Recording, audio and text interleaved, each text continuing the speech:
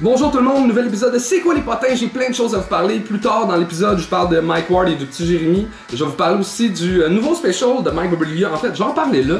Nouveau special de Mike Birbiglia, moi je l'attendais, je suis un gros fan du gars. C'est son 3e special sur Netflix. Il a fait My Girlfriend, Boyfriend, Thanks God for Joke, et là c'est The New One. Sinon, allez écouter aussi son film qui s'appelle Sleepwalk With Me.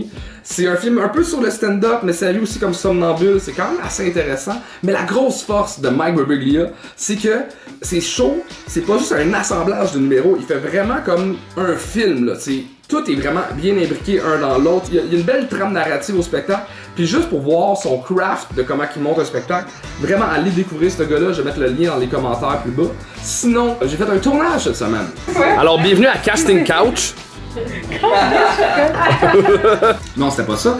J'étais à 2 minutes pour être drôle. 2 minutes pour être drôle, c'est une émission qui est comme... C'est pas une émission, c'est des capsules de 2 minutes entre les émissions à Canal D. C'est du stand-up pendant 2 minutes. On est prête à faire le break du réalisateur, fait que si vous voulez me suivre, je vais monter sur scène.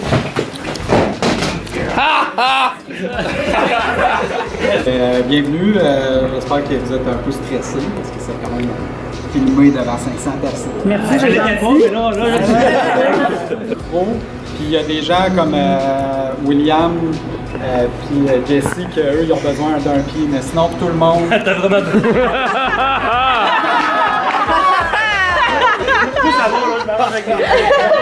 Ils veulent qu'on fasse une générale.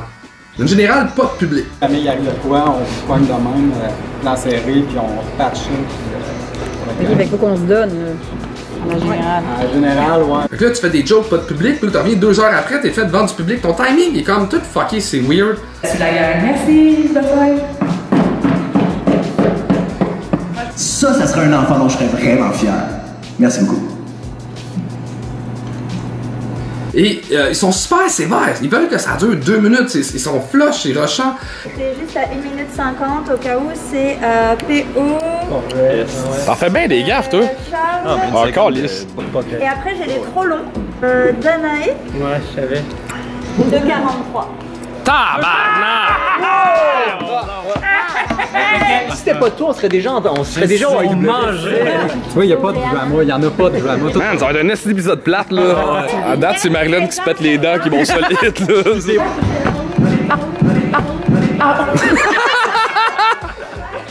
Ah, ça va être sur Internet. Fameux cri d'équipe. C'était stagé. Pour quelle heure? Hein? Parfait. Ok. Parfait. C'est parti, mon souper! À la bouffe! Ce qui est vraiment fun de manger de la pizza, c'est qu'on regarde du monde s'entraîner en même temps au bord de la rue. On finit de manger, on va faire le show, c'est Francis Legendre qui est l'animateur de foule, puis honnêtement il a vraiment fait une belle job parce que souvent les tournages c'est super éclairé, le public se sent pas à l'aise comme dans un vrai show d'humour parce que c'est plus sombre, mais il a vraiment fait une belle job, le monde était vraiment dedans. Une grosse applaudissement pour François Touzian! Le show est fini, c'était vraiment le fun, mais tu sais en même temps on est 15 humoristes ensemble, c'est sûr que ça va être cool comme tournage puis comme show.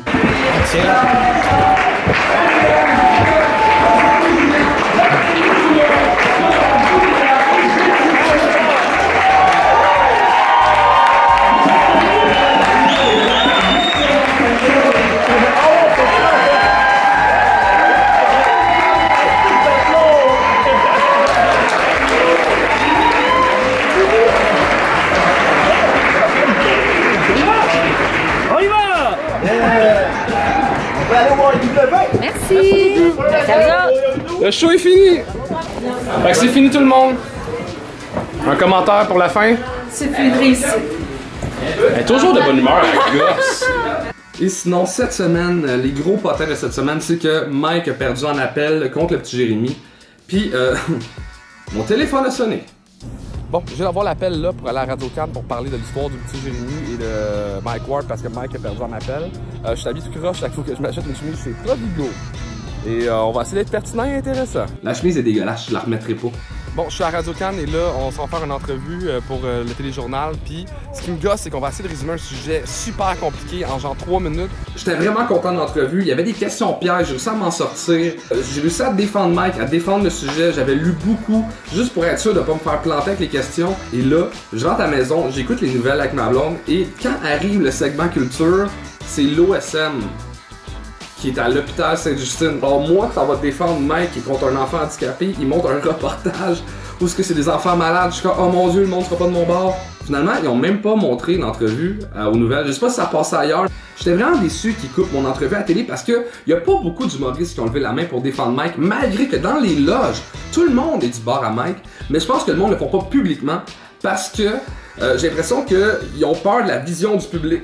Si pour le public, t'es pour Mike Ward, c'est que t'es contre le petit Jérémy, mais je pense que le 3/4 des humoristes, 95%, je dis des statistiques, 100% des humoristes sont pour la liberté d'expression sur scène, pour une liberté totale, mais c'est pas parce que t'es pour une liberté totale d'expression sur scène que t'es pas empathique à ce qui s'est passé avec le petit Jérémy, tu sais. Mais la liberté d'expression totale fait que l'humour a son rôle à jouer en société. Je m'explique, ok? À la base, là, un humoriste, ça sert aussi à enlever les tensions sociales. Mettons, le premier rôle de l'humoriste dans la société, c'était le fou du roi. Le fou du roi, c'était le seul dans la société qui avait le droit de critiquer le roi. Ça enlevait les tensions sociales, parce que le monde fait comme, au moins quelqu'un en parle. Puis ça fait que la monarchie a duré vraiment longtemps. Okay, vite de même, on ne dirait pas que le rôle de l'humoriste est utile, mais l'humoriste qui fait de l'humour noir, qui va dans les sujets tabous, ça enlève des tensions sociales. Il parle de sujets que le monde va être pour ou va être contre, mais au moins ça l'ouvre une discussion sur un sujet. Puis je pense que faut avoir cette liberté d'expression-là totale pour que l'humoriste soit finalement utile à la société. Ça, c'est mon avis à moi. Là, le problème en ce moment, c'est que le combat est rendu trop loin. Le combat est vraiment rendu trop loin. Et là, je m'explique, c'est que Mike gagne ou perde en appel. Et là, c'est 1% des causes qui vont en appel à la Cour suprême, je veux dire. Juste 1% des causes qui sont entendues fait que l'humour a déjà perdu selon moi parce que la plupart des jeunes humoristes, je pense qu'ils sont plus frileux maintenant à être dans le name drop, de parler de personnalités québécoises, vont être plus gênés d'aller un sujet un peu plus tabou. Fait que l'humour perd déjà à ce niveau-là. Et aussi, je pense que les compagnies qui engagent les humoristes, que ce soit des diffuseurs, des salles de spectacle, des producteurs, ont peur de ces poursuites-là. C'est même pas de qui gagne à la fin, parce qu'il y a plus d'argent qui est mis dans la poursuite que le fameux 35 000 $, qui sont supposés donner au petit Jérémy. Fait que l'humour a perdu, mesdames et messieurs. C'est triste d'en finir à l'épisode de même. On se revoit la semaine prochaine. La semaine prochaine, je vais filmer Backstage les Oliviers. Si t'as aimé la vidéo, like, commente, subscribe. On se revoit la semaine prochaine pour un autre épisode. C'était ça les potins, c'était ça!